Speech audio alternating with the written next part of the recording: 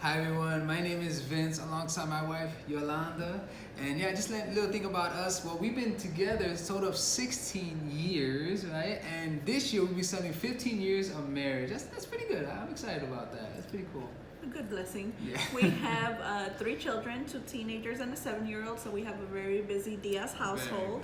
So a little bit about myself. I grew up in the McKinley Park, Pilsen Little Village area.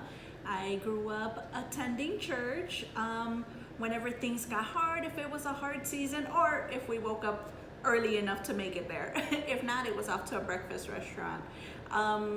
We... I can't. How was a marriage in your household? So my parents, I actually come from a divorced household. So I grew up with my mom, being a single mom, working hard to provide everything. I am the baby of the family, so I was the youngest of 4. And all my siblings were older and married, so it was mostly me and my mom going through life together. Yeah, definitely for me. Well, I grew up in a Christian household. My parents were married, are still married together. I'm the youngest of 3. I have an older brother and a sister. We didn't always go to church. At first, it was like Easter and Christmas. My dad's parents were pastors, and his parents were the same thing. So I grew up in a church background my whole life. But I remember my dad one Easter gave his life to Christ, and ever since then, things completely changed. So I gave my life to Christ when I was 16 years old and just fell in love with it. I just see my mom bought me a Bible at the age of 16, and I didn't read it. I actually didn't read it at all. But the only reason why I started was because it was at the table one day and it was collecting dust, and I felt bad. Literally, I felt bad for my Bible. It was collecting dust. So I just began to just read it every day after school, and started with the book of Matthew, and I just fell in love with it. I would come home every single day just anxious to read the Word, and it was so fun. I actually enjoyed it. I learned a lot from my dad, who was a pastor at the time, and grew up in that kind of way. But my church was very Pentecostal background. That's what we grew up in, a very Pentecostal background. So very rules, and like you gotta do this, can't do this, you gotta do that, you can't say this, and so it was really strict. My dad grew up that way, so he kind of pushed that on us.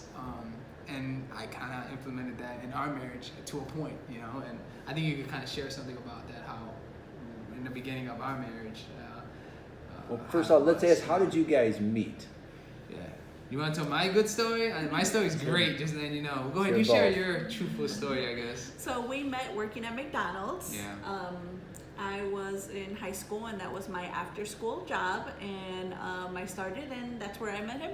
Yeah. Well, really, this is how it happened. I didn't tell you guys how it exactly happened. It was a day I come in, and the beauty of it is that our boss at the time only hired ladies, so it's like I was me amongst all these other young girls that are my age too, so it was pretty cool. I remember one day, I'm not sure what day specifically, it was probably a Monday. I come inside this door, and I'm walking into McDonald's. It was the one on 18th and Blue Island. It's McDonald's, and I remember walking in there. I'm like, all of a sudden I see this beautiful girl in the fry station. At the fry station. I'm like, oh, she different. Like, who is this girl? And I walk up to her, and I was like, hi. And she speaks to me in Spanish. She says, hola. I'm like, oh, no way, another girl that can't speak English. He didn't know Spanish. I didn't know Spanish that well. Yeah, I didn't know Spanish that well. So I was kind of sad, but no, come to find out she was my age. Speak English. Speak English, yeah. She was in high school, and so went to the best high school in Pilsen, So yeah, it was super cool. She was dating a guy at the time, and I was like, that didn't matter to me. That did not matter to me. I was like, I like this girl. But I'll tell you this. She was different. Like, there was something about her that I knew I wanted to be with. Like, I don't know why. What was it about her that as I got to know her, I don't know. She was just so different. I stopped doing those things. Like, I didn't treat her like all the other girls, so to speak. Definitely, she was something about her that was real. It was genuine. That's great. And what attracted you to Vince? Oh, his goofiness. Yeah. Vince, if you don't know Vince can never be serious, and that's what I love about him. That's what attracted me to him, and he can have a joke for every moment, and that's what won me over. It was a lot of fun, made you smile. So you both came from Christian backgrounds, but no family's perfect. So you get married pretty quick, dated about a year, right? Yeah. So you get married. What are some of the things in marriage that you discovered, good and bad, about each other? So I think on my end, I think I really had to work on communication. Since my background, my parents were divorced or not around each other. I think that's something that I had to work on. I didn't know what it was to really see a conflict resolved. So that's something that I had to come and learn. And I think it was around the time we started our marriage mentoring, when we started attending Fusion. That's when we came with our mentors, Nick and Lisette, and we went through our marriage mentoring, and it was a big help for our marriage. Not saying that we're the best at conflict resolution, but we can get through our conflicts. Yeah, we definitely talk it out. I know for me it was a defining moment. We didn't have anybody to mentor us. We were a young couple, and I remember specifically we would argue all the time. And like I said, I come from a very legalistic background where, just no secular music is on Christian music, and she didn't come from that background. I mean, she was like, I can listen to whatever, and I grew up like, you gotta be like this, you gotta be like that. That's how my dad was, and so I would do that to her all the time. You can't say this, don't be doing this, don't be doing that. And there was a bunch of don't. And I wanted her to be this woman of God, because I picture all these other pastors' wives being like this praying woman. I'm like, I want you to be that way. And I would throw that at her, like seriously, right? I would just throw that at her. You're going to be the woman of God, I want you to be. This is the picture of woman I want you to be. And I would just do that to her every single time. And I remember for 4 years of my marriage, just like arguing. I'm like, she's not changing, you ain't changing. And it's like, I would just be like that. And I'm trying to throw scriptures at her, like, and it wasn't changing. And it was a defining moment. And this changed completely how I treat her. It was a Saturday, she was coming home from work, and I was praying to God. And I say that because it was like, I felt like me and God weren't connecting. It was just a different connection.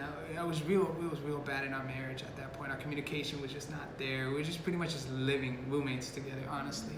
And we had 2 kids at the time. And I remember specifically at that moment, I was praying to God. I was like, God, she's not changing. And I remember God speaking so loud and clear and soft, like, stop being God in her life and let me be God in her life.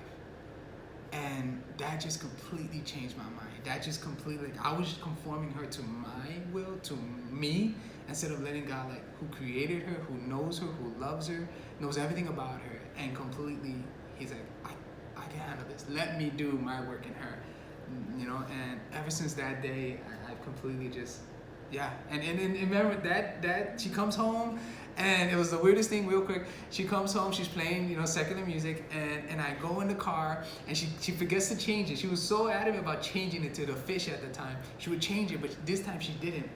And all of a sudden, she didn't change it, and I was like, you can see her face just like, oh my goodness. And I changed it back, and I put it back to whatever she was listening to, and the look on her face was like, who is this man? Like, who is this man sitting next to me? I'm like, it's okay. It's okay. And ever since then, we began to just, change. We came to New Life about 1.5 years later, and we just got plugged in, and God has just done a work in us. Like she said, we got married, mentored, and man, we're just, you're seeing the fruits of what God, when you put God first in your marriage and let God lead your wife, when you let God do his work in your marriage, man, you're seeing the fruits of it. It's amazing. It's amazing. And you mentioned conflict resolution. What would each of you say to a couple that has trouble there? They get in fights, and the fights just go on and they don't end. How can you resolve conflict? Well, I think for me, one of them is just being honest and real about it, right? Like, there is an issue, and let's talk about it. So one thing that we do, we find a place, and we tell this to everybody, we find a place to talk about it. Like, ours is the car. Like, we take drives, and we're gonna handle this problem because she can't go unless she wants to jump off on the expressway. We talk about it in the car. We do long drives, and we talk about it. Like, you're not leaving. We're gonna talk about this. But also, it's a dialogue. We're talking to one another. It's not just me. It's her expressing her feelings, me expressing my feelings, and then we come to a resolution. I mean, would you agree? Oh no, definitely listening to each other. If one person is arguing and the other person, if both people are arguing with each other and no one is listening, that's not going to resolve. We really need to, as much as we want to get our point across, listening is the most important part. And in the heat of the moment, we all forget that. Mm-hmm. I do that myself. But listening is a big important part. Yeah. So one would be one, find a place to do it. Like, find a place to actually talk about it. And like she said, the second one is being able to listen to one another. Like, and honestly, guys, like, if you had to like fidget with something, just kind of, take deep breaths and just hear her out.